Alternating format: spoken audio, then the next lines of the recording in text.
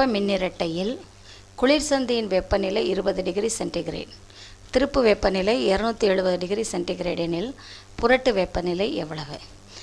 திருப்பு வெப்பநிலைக்கும் குளிர் சந்தி நிலைக்கும் உள்ள வேறுபாடு புரட்டு வெப்பநிலையிலேருந்து திருப்பு வெப்பநிலை வரைக்கும் இருக்கும்.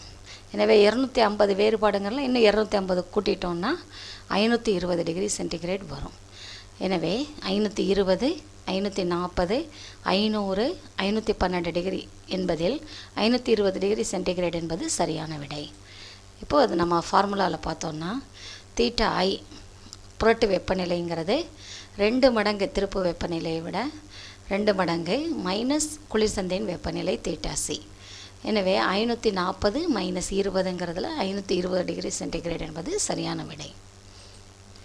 5 ஓம் மின்தடை வழியாக அரை நிமிடத்தில் வெளியான வெப்பம் 15000 ஜூல்கள் எனில் கடத்தியின் வழியே பாயும் மின்னோட்டத்தின் அளவு என்ன? இப்போ நம்ம இதில் ஜூல் வெப்ப விதியை பயன்படுத்தி வெப்ப அளவு விஐடி சொல்லலாம் அல்லது I²RT. இந்த 2 ஃபார்முலாவை பயன்படுத்தி வெப்ப அளவை கணக்கிடலாம். இதில் மின்தடையின் மதிப்பு R5 ஓம், அரை நிமிடம் என்பது 30 வினாடிகள். எனவே வெப்ப அளவு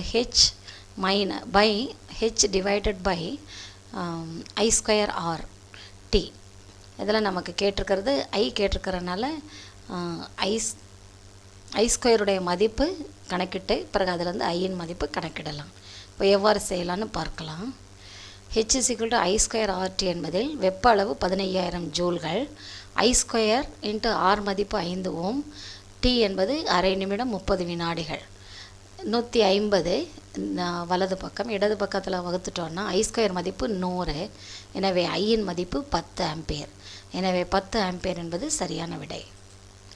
மின்தடை ஒன்றின் வழியே 2 ஆம்பியர் மின்னோட்டம் 8 வினாடி காலத்திற்கு பாய்கின்றது. அதே மின்தடை வழியாக 8 ஆம்பியர் மின்னோட்டம் 2 வினாடிகளுக்கு பாய்ந்தால் உருவாகும் வெப்ப ஆற்றலின் விகிதம் என்ன? வெப்ப ஆற்றல் என்பது ஒரே மின்தடையின் மதிப்பு I1²RT1 I2²RT2. இந்த ஃபார்முலாவை நம்ம பயன்படுத்தலாம்.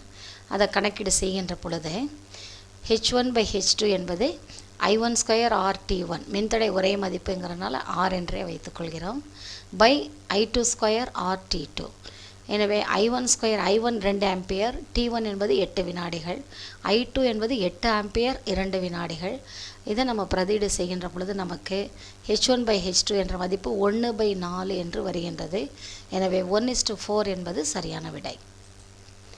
ஜூல் கலோரிமானி ஆய்வின்படி கீழ் கொடுக்கப்பட்டவையில் எது தவறானது?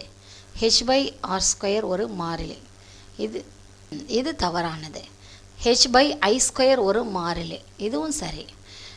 H/R என்பது ஒரு மாறிலி, இதுவும் சரியான பதில். H/T என்பது ஒரு மாறிலி, இதுவும் சரி. ஜூல் விளைவு பார்க்கின்ற பொழுது கீழ்கண்ட 2, 3, 4 எல்லாமே சரியாக இருக்கின்றது.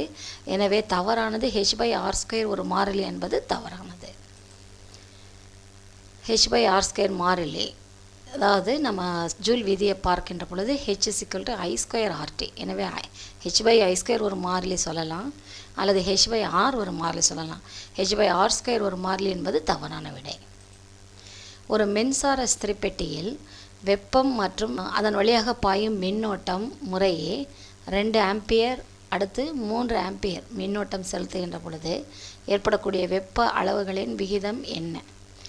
ஸோ ஒரு வெப்ப கடத்தின் வழியாக ஏற்படுகின்ற வெப்பம் என்பது கட்டாயமாக I²க்கு நேர் விகிதத்தில் இருக்கும். வெப்ப ஆற்றல் H is proportional to I². எனவே 2 ஆம்பியர் என்றால் 2 ஸ்கொயர், 3 ஆம்பியர் என்கின்ற பொழுது 3². எனவே விகிதம் 2²3², அதாவது 4:9 என்பது சரியான விடை. எனவே 2:3, 3:2, 4:9 அல்லது 9:4 என்பதில் 4:9 என்பது சரியான விடை. ஜூல் விதிப்படி H என்பது I²க்கு நேர்விகிதத்தில் இருக்கிறதுனால H1/H2 I1²/I2² என்பதில் 2²/3², 4:9 என்பது சரியான விடை.